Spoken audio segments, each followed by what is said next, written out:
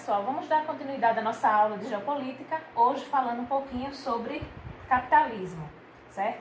Vamos falar sobre os dois sistemas, eu vou gravar 2 vídeos, nesse primeiro eu vou falar sobre o capitalismo. Ele tem a origem na Europa no século XV. O capitalismo está dividido em 3 fases, então a depender do período histórico que a humanidade esteja vivendo, o capitalismo ele se reinventa. Então na primeira fase nós temos o capitalismo comercial. Vai iniciar lá por volta do século XV até meados do século XVIII. É aquela fase marcada pelas grandes navegações, né, as viagens ultramarinas, onde as potências europeias elas começam a desenvolver um comércio a partir dessas viagens ultramarinas.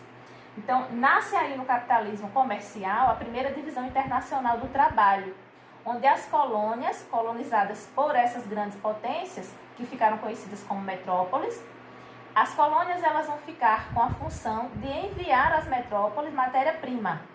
E as metrópoles vão pegar essa matéria-prima, transformar em manufaturados e mandar de volta para as metrópoles. Então estabelece-se aí as primeiras relações comerciais e a acumulação de capital, vejam, o lucro, a acumulação de capital, nessa fase ela vai ficar marcada por essa troca entre matéria-prima e produtos manufaturados. A segunda fase, capitalismo industrial, inicia-se lá meados do século XVIII até fins do século XIX. A gente tem um marco importante aqui, que é a primeira revolução industrial, lá no século XVIII, na Inglaterra.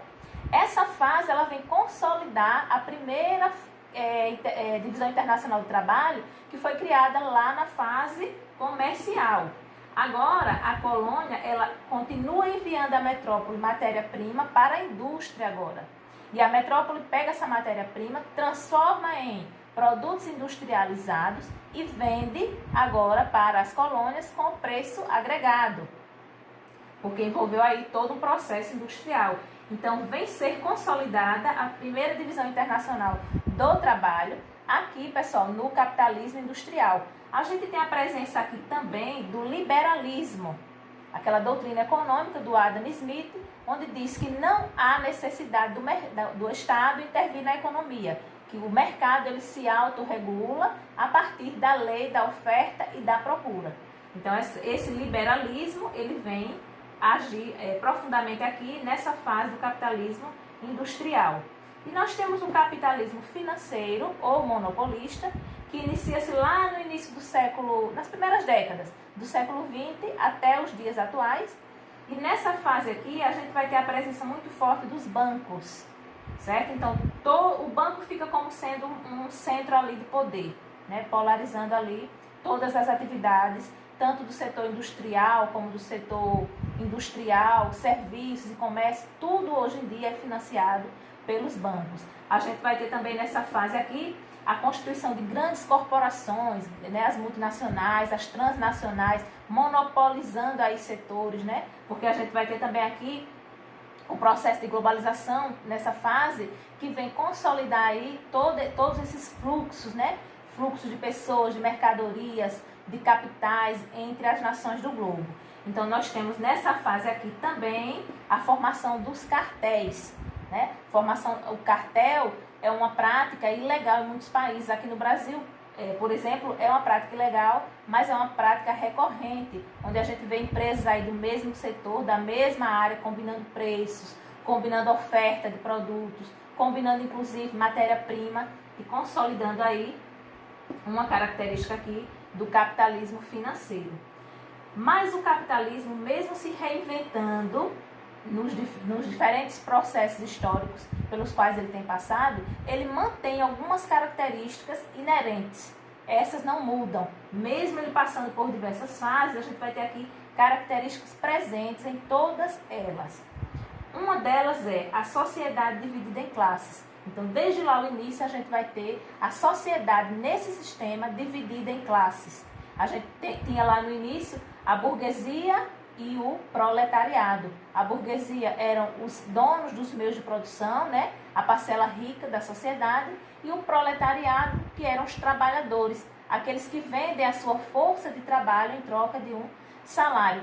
A burguesia só consegue acumular capital, né, riqueza, a partir da exploração da força do trabalho do assalariado. ou seja, do proletário. Essa característica está presente em todas as fases, sendo que na fase atual ela é um pouco mais complexa, porque nós não temos mais uma sociedade dividida em burguesia e proletariado. Hoje nós temos os empresários, que são os donos dos meios de produção, entenda-se por meios de produção as fábricas, as indústrias, as propriedades rurais, os bancos, né? E a gente vai ter os trabalhadores, que hoje são assalariados também. Além dos trabalhadores, que são aqueles que vendem, né, sua força de trabalho, a gente vai ter também os profissionais estatais, são servidores públicos, é uma outra camada também dessa sociedade. Além de que vamos ter os trabalhadores informais, que hoje eles são aí uma maioria na sociedade, além dos profissionais autônomos. Então veja que essa divisão em classes hoje ela é bem mais complexa. Nós temos a propriedade privada, então a propriedade privada dos meios de produção, ou seja, os meios de produção eles têm um dono, que é o empresário. Né? Nós temos essa característica em todas as fases do sistema capitalista. E os meios de produção, eles ficam ali concentrados na mão daquele que tem o capital para comprá-los. É livre essa atitude, mas no sistema que a gente vive, no capitalismo, o trabalhador jamais vai ter capital suficiente para comprar o meio de produção. Então fica aí essa concentração dos meios de produção na mão de poucas pessoas. O lucro e a acumulação de capital. A gente vai ter aí um sistema voltado para a acumulação de lucro, né? Desde lá do capitalismo comercial, das relações comerciais, né? De produtos manufaturados, essa concentração de lucro, né? Essa busca incessante pelo lucro, pela acumulação de capital, depois na atividade industrial, na segunda fase aí, e hoje a gente tem a ação dos bancos, o capitalismo aí financeiro, ele se reproduzindo quase que automaticamente, né? Na especulação aí nas bolsas de valores.